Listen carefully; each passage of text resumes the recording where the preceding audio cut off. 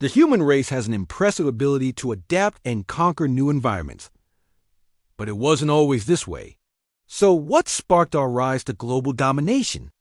A new book explores how three innovations helped our fishy ancestors crawl up on land and take over the world. Humans are pretty good at adapting to new environments, which might be one reason why we're such a successful species. But it wasn't always this way. Our fishy ancestors had to undergo some major changes before they could take over the land and eventually the whole planet. But life on land meant easy access to a whole new menu of snacks. Now, we don't know exactly how our ancestors discovered fire, but we do know that having a reliable source of fire would have been super helpful. Not only does fire keep you warm, but it also cooks food, making it easier to eat and safer to consume. To learn more about the incredible journey from sea to land, check out the book Kinda Sorta, maybe How Tools, Language and Fire Made Us Us. Thanks for watching. Plus, fire provides light, which means our ancestors could hunt and gather food at night and ward off dangerous predators. It's no wonder our hominid relatives like Homo erectus became obsessed with fire. We even have evidence that they started lighting fires so frequently that they burned down entire habitats, killing off much of the local wildlife. While that might not sound great for the habitat, this destruction also provided our ancestors with plenty of new food sources and open spaces to hunt in. Fire also helped our ancestors preserve their food.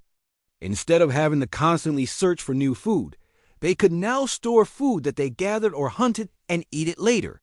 This meant that they didn't always have to rely on what they could find immediately and could plan ahead or share their food with others.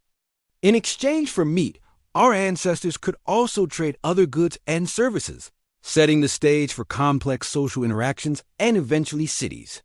Of course, our ancestors didn't head straight for the nearest supermarket, but they likely took advantage of whatever food they could find, like fruit that fell off trees. With the help of tools and fire, our ancestors could now venture farther and farther away from the water. But as they traveled, they needed a way to communicate with each other beyond gestures and sounds. Enter language. Being able to talk about things in your immediate environment is pretty useful, but being able to talk about things that aren't there, like a dangerous predator that you saw earlier, or an unfamiliar plant that might be tasty if you cooked it properly, is even more valuable.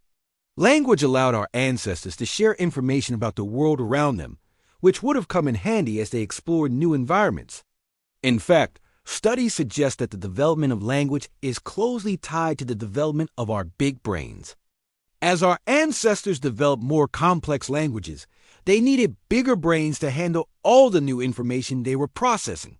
And as their brains got bigger, they needed even more complex language abilities.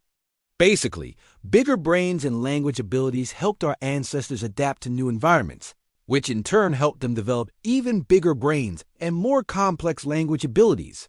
However, some foods were more desirable than others. For example, early mammals, which were active at night, gave our fishy ancestors a nasty surprise when they tried to eat them. So our ancestors needed a tool, something to help defend them against nocturnal predators. They also needed a way to carry their food back to their aquatic homes since they weren't great at surviving on land just yet.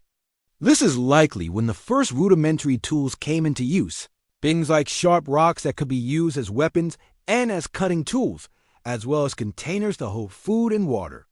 Using tools allowed our fishy ancestors to exploit new food sources, but it also changed their social behavior. Suddenly they could hunt together, take on larger prey, and even defend their hard-earned food from others. That means tools may have played a role in the evolution of our brains, too. And according to a new book, those changes can be traced back to 3 key innovations, each sparked by a different combination of the same 3 factors: tools, fire, and language. It's all thanks to tools, fire, and language. Hi, and welcome to Seeker. This is our channel. In his book, Kinda, Sorta, Maybe How Tools, Language, and Fire Made Us Us, author David Anthony explores how these 3 innovations spurred our fishy ancestors out of the water and onto land some 365 million years ago. Life on land was totally different from life in the water.